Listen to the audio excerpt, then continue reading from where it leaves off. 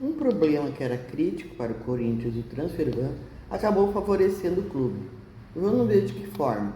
O Dorival Júnior estava pedindo reforços, foi prometido a ele, mas ele entendeu que, quer dizer, entendeu não, né? Teve que aceitar de que o momento do clube ele não indicava que o Corinthians pudesse contratar jogadores. Claro, né? Se não tivesse o Transferban, daqui a pouco o Fabinho Soldado conseguiria, de alguma maneira, um jogador livre de custos, aquela coisa, como o Corinthians tem feito nos últimos tempos. Mas o Transferban realmente acabou dificultando as coisas. Mas eu já falei para vocês também que no meio de todo esse problema financeiro, administrativo, político que o Corinthians viveu em 2025 e está vivendo ainda, né?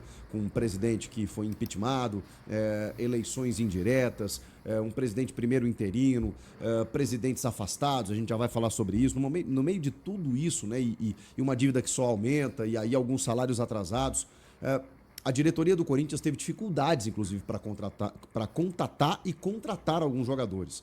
Eu tive informações com agentes, com pessoas que trabalham com atletas, que me disseram que, cara, de certa forma, palavras que eu ouvi, de certa forma o Transferban, ele deu um certo alívio para a diretoria do Corinthians.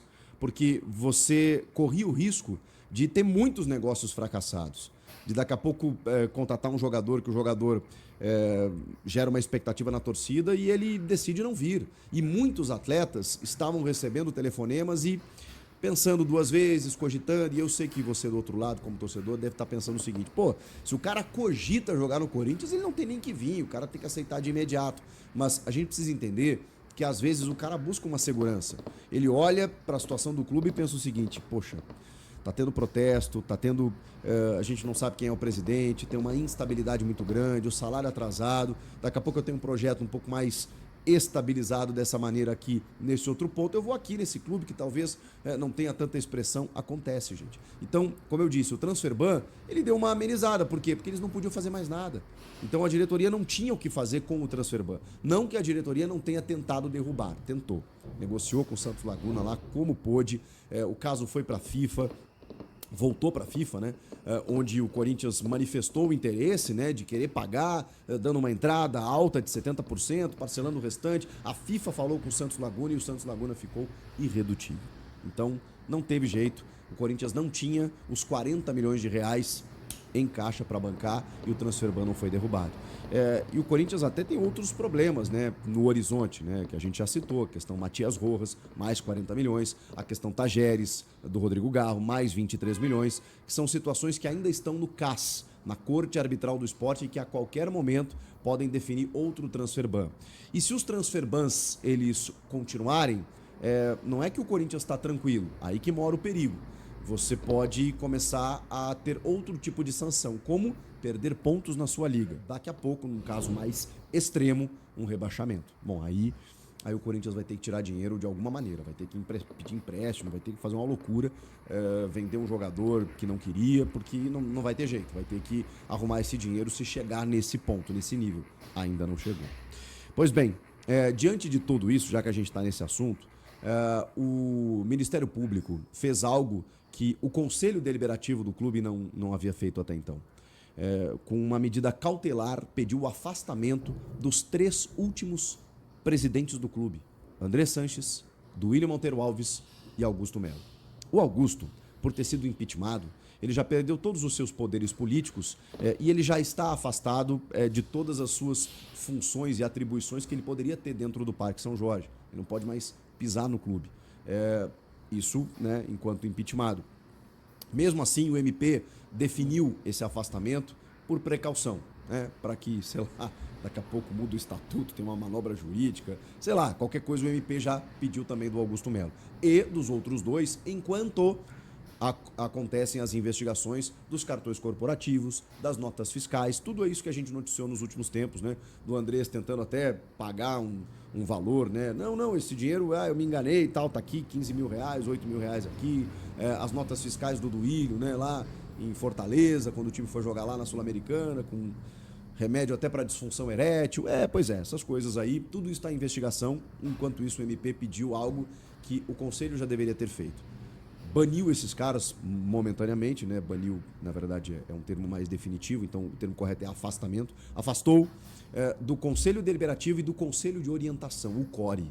Vejam só, esses caras, especialmente o Andrés e o Duílio, né? Eles estavam presentes no CORE, que é o Conselho de Orientação dos notáveis, dos vitalícios, dos ex-presidentes que lá têm cadeira cativa e que podem muitas vezes definir situações no clube, como, por exemplo, emitir relatórios para o impeachment do Augusto Melo, que, ok, tem várias denúncias de irregularidades e tudo mais, também denunciado no Ministério Público, réu na Justiça, tudo certo, né? Ele tinha realmente motivo para estar lá, mas vejam só, com a orientação de caras que também têm muito a responder pelo clube. Que loucura. Que loucura o que acontece no Corinthians, então pelo menos o Ministério Público fez algo que o próprio clube já deveria ter feito. Vamos pro campo? Vamos lá, que a gente tem situações pendentes também. E aí, falando da questão financeira, não tenho como deixar de falar disso, né? O Memphis tem muitos valores a receber, 11 milhões de reais. O valor do Paulistão, vocês sabem, né? Teve um atraso, ele já tinha notificado o clube e tudo mais, o Corinthians entrou num acordo com ele, um parcelamento lá, um bônus, resolveu. Só que tem outros bônus, de acordo com aditivos do contrato, por presença em 70% dos jogos desde que ele chegou, 29 participações em gols, são números que ele foi batendo e foi acrescentando, né, no valor final de alguns bônus que ele tem a receber, totalizando 11 milhões de reais que o Corinthians deve com ele. Houve uma reunião recente para definir de que forma esse pagamento seria feito. Obviamente a gente não tem os detalhes do parcelamento e dos valores, mas isso está sendo resolvido. Ele precisa entender, quer dizer, não é que precisa entender, né? Ele pode não querer entender, mas nesse momento ele vai ter que entender que o Corinthians não tem como tirar esse dinheiro do nada para pagar o que deve ao Memphis. E aí tá rolando um acordo aí para que esse valor devido seja pago. E aí tem mais um problema. No dia 15 de setembro, o Corinthians tem que pagar mais uma parte das luvas. Essas luvas foram diluídas em períodos específicos. No dia 15 de setembro vence mais uma das luvas no valor de 1 milhão de euros. E aí a gente está falando de mais de 6 milhões de reais. 15 de setembro vence mais esse valor devido a Memphis Depay. É muito dinheiro, né? Muita demanda e pouca verba, né? Diante de tudo que está acontecendo no clube. Agora sim, dentro de campo, que notícia ruim, assim. Não é uma lesão grave do Ranieri, é uma lesão muscular no posterior da coxa esquerda, uma lesão que ele já teve, aquela lesão que fez com que ele saísse com 15 minutos ali do segundo tempo do derby. E até, se vocês vão lembrar do vídeo que eu gravei aqui no pós-jogo, para mim foi um grande problema do jogo naquele momento, no segundo tempo, porque embora o Maicon tenha jogado muito bem, o Bidon também acho que fez uma boa partida, o Ranieri é o cara ali na frente da defesa, é o cara que resolve os problemas do time. E naquela região ali entre linhas, o Palmeiras deitou no segundo tempo, teve muita liberdade, controlou as ações e poderia até ter vencido. Em alguns momentos, né, se aquela transição ali de passe fosse um pouquinho mais ajustada, o Palmeiras teria chegado ao seu segundo gol. E o Ranieri, ausente ali, fez muita diferença. Então, para mim, ele é um cara imprescindível no time hoje, até pela sua identificação, pela maneira de jogar, pela maneira como ele se doa para o time. É um desfalque que não tem substituto, não tem um cara com a característica do Ranieri. E a grande preocupação é o jogo da volta contra o Atlético Paranaense na Neoquímica Arena. O Corinthians tem uma vantagem, ganhou o jogo fora de casa, tá tudo certo, e aí dá para compor ali. Acho que o Atlético não deve oferecer grandes riscos, né? Obviamente tem que ter todo o cuidado, mas tem uma vantagem, é um time que está na Série B, com problemas na Série B. O Corinthians é mais time para encaminhar a sua vaga para a semifinal.